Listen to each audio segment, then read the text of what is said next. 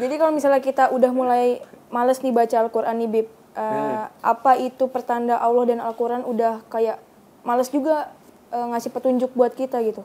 Iya, Allah tuh sebenarnya nggak pernah malas ngasih petunjuk kepada kita. Selalu memberi petunjuk kepada kita. Yang malas adalah kita untuk mendapatkan petunjuk. Kadang emang manusia itu dikasih kebaikan malas.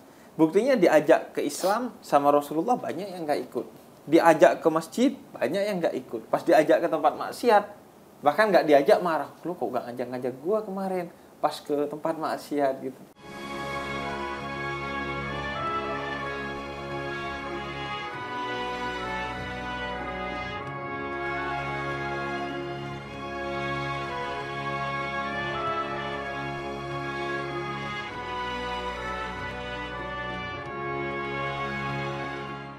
A'udzu billahi minasyaitonir rajim.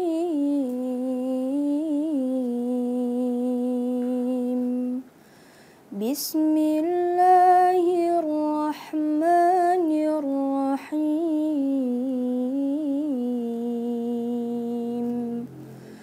Ar-Rahman 'allamal Qur'an, khalaqal insan, 'allamahul bayan, shadaqallahul azim. Assalamualaikum. Waalaikumsalam warahmatullahi wabarakatuh. Aisyah, Masya Allah, Masya Allah, ngabuburitnya baca Al-Quran. Pas nih, banget nih. Bulan Ramadan, bulannya Al-Quran, kita ngabuburitnya baca Al-Quran. Yang keluyuran mah di mana-mana. Ya tapi kadang kalau misalnya suka salah baca gitu, maksudnya takut salah baca gitu, jadi kadang suka kayak nanti aja deh bacanya, atau kayak jadi males gitu karena takut salah baca gitu Bib. Nah, kalau takut salah baca itu bagus, tapi seharusnya konstruktif tuh, bukan destruktif, bukan malah ya udah gak mau baca. Seharusnya malah belajar gitu. Orang yang kemaksiatan aja mau belajar. Main game aja orang yang kadang itu bisa jadi maksiat, kadang itu sia-sia walaupun itu bisa jadi kebaikan, tapi mau kok belajar. Kenapa yang buat Quran, padahal ini yang akan menemani kita nanti kan di kuburan, di akhirat gitu. Ya belajarlah. Udah bagus juga tadi kok. Masya Allah. Ngajinya. Tapi nih Bib ya, kan kenapa sih kita tuh kadang suka males banget gitu baca Al-Quran, walaupun cuma satu halaman doang nih, apalagi sekarang nih bulan Ramadan gitu kan. Biasanya orang suka kayak hataman Quran gitu, tapi jadi kadang males. Awalnya semangat, tapi lama-kelamaan kita jadi kayak lama-lama mager gitu buat ngelakuin itu.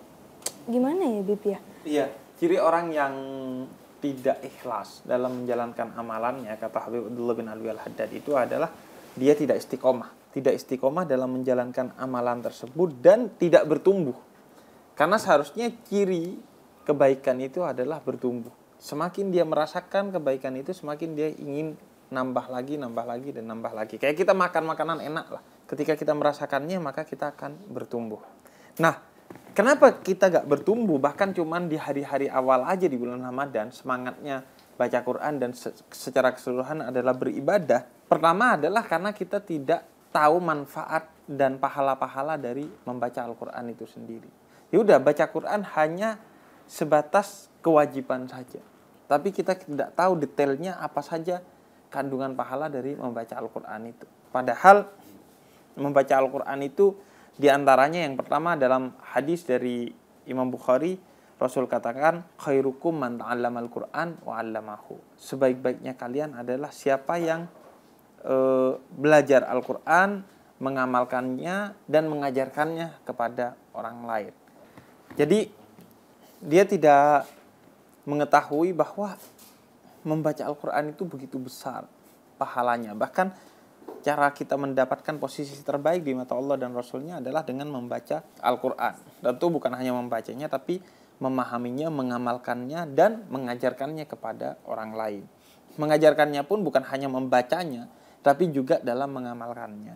Nah, kemudian yang kedua, dalam hadis riwayat Imam Muslim, Nabi katakan, bacalah Al-Quran karena Al-Quran itu yang akan memberikan syafaat kepadamu di hari akhirat nanti. Jadi di hari yang dimana tidak ada pertolongan. Semua orang berkata nafsi-nafsi, sendiri-sendiri. Kecuali pertolongan dari amal kita dan syafaat. Amal kita, ya susul lah ya. Kayaknya buat diandelin tipis-tipis lah amal kita.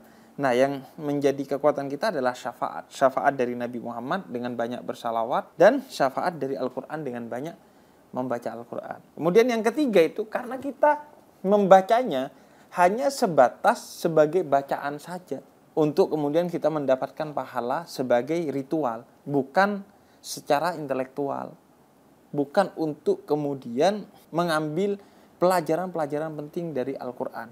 Padahal buku paling banyak ilmunya, bahkan tidak terbatas, itu adalah Al-Quran. Jadi ketika kita mengetahui makna-makna Al-Quran itu, maka kita akan ketagihan. Karena salah satu sifat Al-Quran, satu ayat dibaca sekarang kita dapat maknanya, besok dibaca lagi kita akan dapat maknanya lagi yang berbeda dari yang kemarin, padahal ayatnya sama. Dia seperti mutiara yang dilihat dari mana kilaunya ada aja tuh.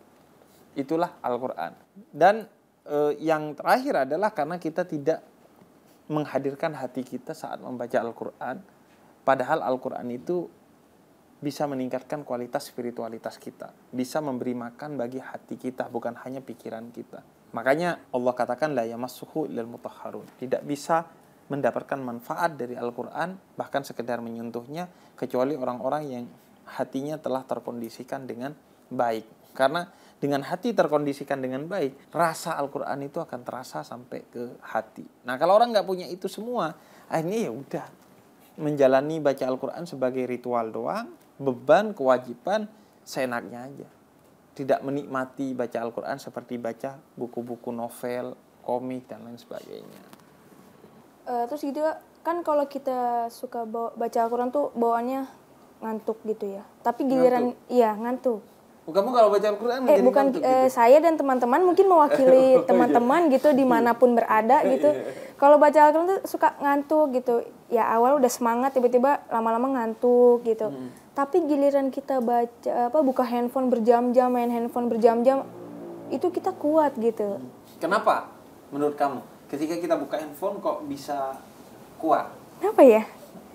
Mungkin mereka suka scroll-scroll mungkin.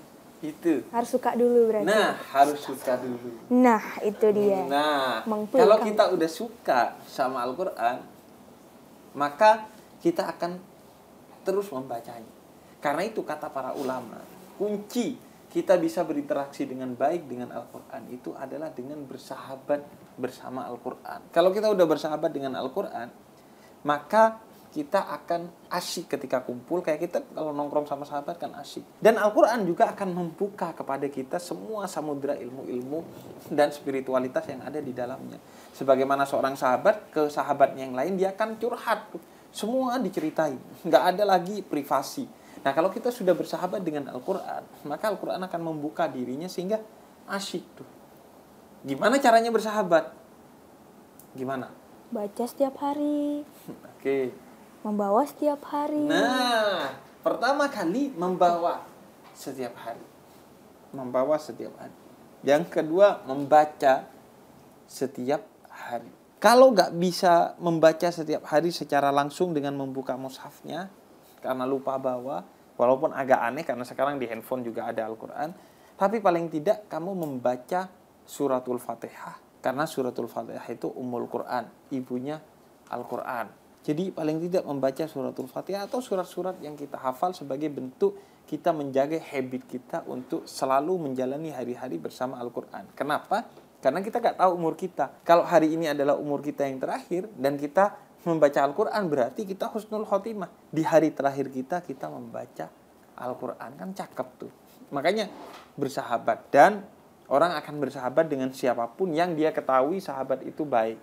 Nah, karena itu pelajari Al-Quran biar kita tahu kedahsyatan Al-Quran itu apa. Sampai pada titik kamu terpukau kepada Al-Quran. Karena itu penting belajar Al-Quran agar kita terpukau sama Al-Quran, agar kita tahu rahasia-rahasianya. Bahwa Al-Quran itu tidak ada sinonim di dalamnya. Bayangin tuh, kitab setebal itu tidak ada sinonim sama sekali di dalamnya. Sastranya Al-Quran dipelajari. Semua aspek pada Al-Quran itu indah. Kalau kamu ahli sastra, pelajari sastranya agar kamu terikat. Kalau kamu ahli belajar filsafat, pelajari nilai-nilai hikmah atau filosofis dalam Al-Quran.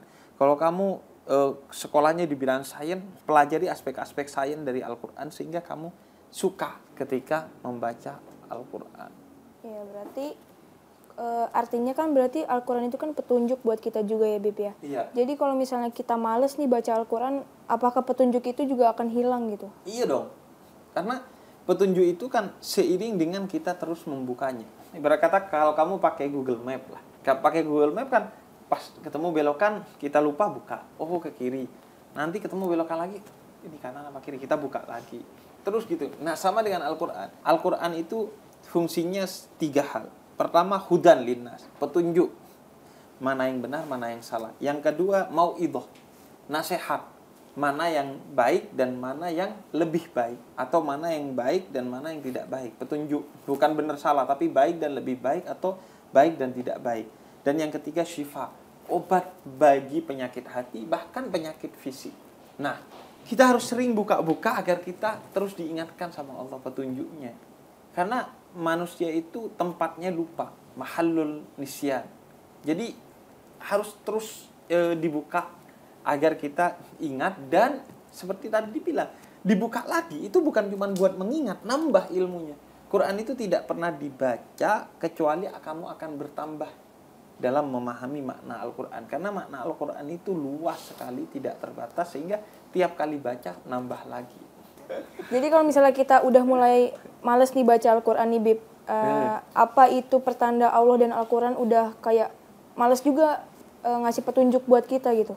Iya, Allah tuh sebenarnya gak pernah males ngasih petunjuk kepada kita. Selalu memberi petunjuk kepada kita. Yang malas adalah kita untuk mendapatkan petunjuk. Kadang emang manusia itu dikasih kebaikan malas.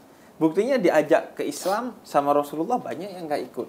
Diajak ke masjid banyak yang gak ikut. Pas diajak ke tempat maksiat, bahkan gak diajak marah. Lu kok gak ngajak-ngajak gua kemarin pas ke tempat maksiat gitu. Nah itu memang kadang sifat manusia yang sudah diliputi oleh kegelapan itu begitu. Dia merasa tidak nyaman kalau diajak ke tempat-tempat yang baik. Padahal itu baik bagi dia. Nah, karena itu Tuhan selalu memberi petunjuk, tinggal kita mau kembali atau tidak kepada petunjuk itu. Dan ingat bahwa kata Imam Hasan al-Basri, salah seorang spiritualis muslim, seorang sufi, beliau katakan, kalau kamu ingin bicara dengan Allah, sholatlah. Dan kalau kamu ingin Allah bicara kepada kamu, bacalah Al-Quran. Jadi membaca Al-Quran itu adalah momen kita ngobrol, curhat kepada Allah. Kalau kita curhat kepada teman kita aja udah enak, apalagi curhat kepada Allah. Oke, Bib, sekarang kita tanya ya, Bib, ke Habib. Tips kita biar nggak malas baca Quran tuh apa, Bib? Kadang kan kita udah tahu nih untung sama ruginya apa, tapi masih suka malas buat ngelakuinnya gitu. Iya. Jadi tipsnya apa? Pertama adalah jadikan Ramadan tahun ini adalah momen mulai kita berinteraksi dengan baik dan penuh semangat keasikan kepada Al-Quran. Karena syahrul Ramadan alladzi unzila fihil Qur'an hudan linnas. Quran itu diturunkan di bulan Ramadan. Ramadan ini syahrul Quran, bulannya Al-Quran. Ada malam nuzulul Quran, malam ke-17. Ada malam Lailatul Qadar yang juga malam turunnya Al-Quran secara utuh ke langit bumi. Maka jadikan ini momen buat kita berinteraksi dengan Al-Quran. Sehingga dari sekarang dan seterusnya setelah Ramadan kita menjadi orang yang selalu berinteraksi dengan Al-Quran. Kemudian yang kedua, mulai kemudian menjadikan Al-Quran sebagai bagian dari hidup kita. Kalau bawa mungkin takut lupa dan lain sebagainya. Mulai download Al-Quran di HP kita. Agar HP kita itu gak isinya cuma hal-hal yang tersesat. Ada tuh yang positif. Dan Al-Quran ditaruh di layer pertama. Itu kan ada layer-layernya tuh kalau HP. Jangan yang pertama yang enggak gitu. Jadi ditaruh di layer pertama itu Al-Quran. Jadi kadang buka HP langsung kita, inget. Akhirnya kita buka Al-Quran dan membacanya. Terus yang ketiga, mulai belajar Al-Quran. Belajar dalam artian mencari hal-hal yang menurut kamu asyik dari Al-Quran itu. Khususnya dalam hal-hal keilmuan. Karena akhirnya kita akan tertarik menjadikan Al-Quran itu sebagai hal yang menarik. Atau kalau enggak, bacalah cerita-cerita dalam Al-Quran. Karena kan biasanya kalau cerita tuh kita cenderung asik ya, kayak novel, komik, karikatur dan lain sebagainya. Nah, baca tuh kisah-kisah dalam Al-Quran, karena Al-Quran itu sepertiganya adalah kisah-kisah, dan kisah-kisah itu menarik banget karena bukan hanya asyik sebagai sebuah cerita, tapi banyak hikmah di dalamnya. Jadi itu agar kita mulai asyik kepada Al-Quran. Tips agar kita mau baca Al-Quran. Sehingga kemudian kita akan menjadi generasi yang Qurani. Kita hidup itu berdasarkan Al-Quran.